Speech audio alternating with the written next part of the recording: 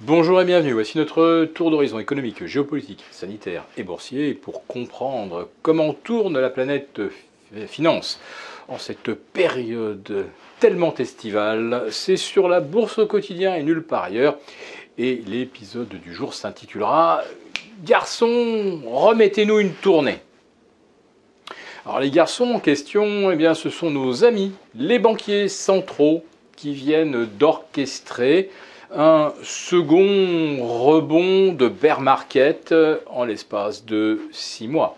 Le premier avait eu lieu de début mars à fin mars, avec des amplitudes qui nous avaient tous scotchés. On se souvient d'un CAC 40 reprenant 15%.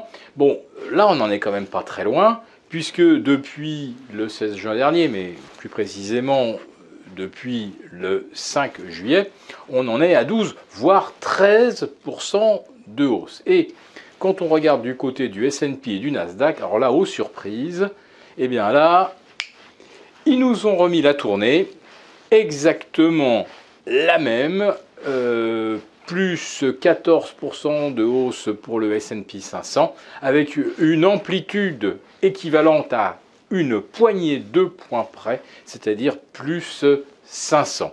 Et quant au Nasdaq, là, ils lui ont mis plus 18 voire 19% pour le Nasdaq 100.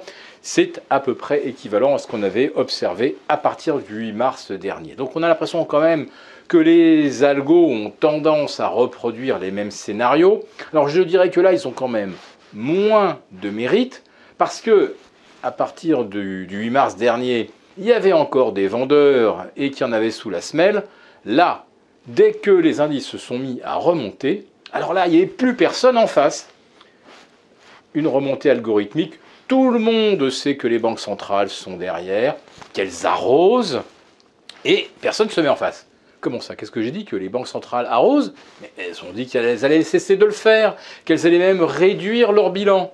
Eh bien, j'ai regardé un petit peu, du côté de la Fed, il n'y a eu aucune réduction de bilan. Au contraire, ils ont rechargé la barque. Donc, en fait, ils ont redonné des munitions à ceux qui ont orchestré le contre-pied du 5 juillet, ou même pour le CAC 40, ça s'est vraiment mis à accélérer à partir du 14, et le CAC 40 qui vient lui aussi de se prendre 500 points en ligne droite et plus de 750 quand même depuis les planchers de la mi-juin. Voilà, tout ça sans aucune forme d'opposition. Les gérants, de toute façon, depuis des années, savent que ce sont les banques centrales qui tirent les cours, donc ils ne sont jamais vraiment acheteurs, puisqu'ils ne sont jamais non plus vraiment vendeurs. Il n'y a pas eu de vague de dégagement massive, à part le premier trimestre 2020. Sinon, tout le monde conserve plus ou moins ce qu'il a. Oui, mais ça ne suffit pas à faire une stratégie gagnante, car du côté de l'obligataire, ça reste quand même très lourdement perdant depuis le 1er janvier. Et comme on est encore aux alentours de moins 9 sur le CAC 40, ça veut dire que quelque part, eh bien, on se prend les coups et on est incapable de les rendre. Et comme ni l'or ni l'argent n'ont réussi à performer, ça veut dire que pour l'instant, il semble n'y avoir de refuge nulle part. Donc finalement, pour gagner de l'argent, eh bien, quel est le dernier moyen qui reste? C'est effectivement de faire des gros coups à la baisse, et puis derrière, de nous faire des V-rebound, créer artificiellement de la volatilité pour faire des écarts et gagner de l'argent, parce que globalement, il n'y a rien qui en gagne pour l'instant. Et nous ne voyons pas pour l'instant se dessiner de havre de prospérité dans aucune forme de placement financier. Nous allons quand même surveiller de près l'évolution des métaux précieux. L'or et l'argent ont, à notre sens, touché un plancher il y a 10 jours.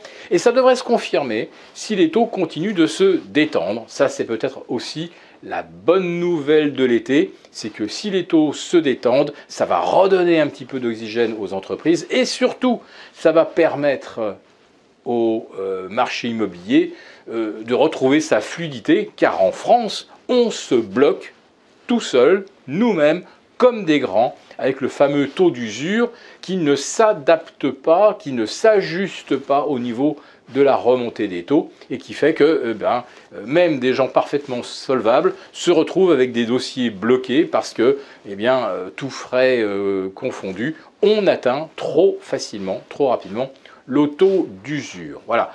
Alors l'immobilier, est-ce que c'est une piste pour se prémunir de l'inflation ?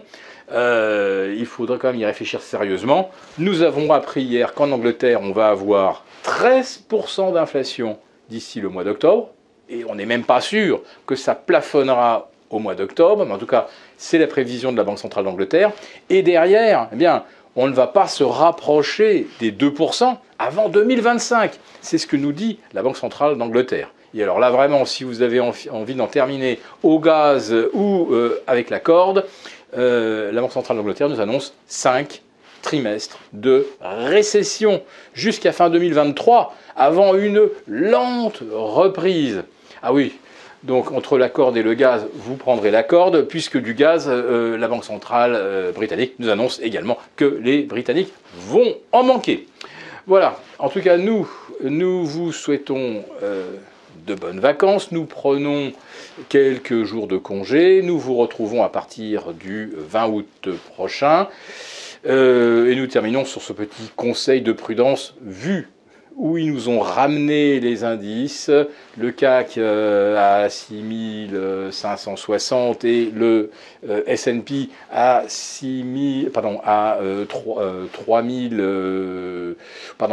4170, j'y arrive.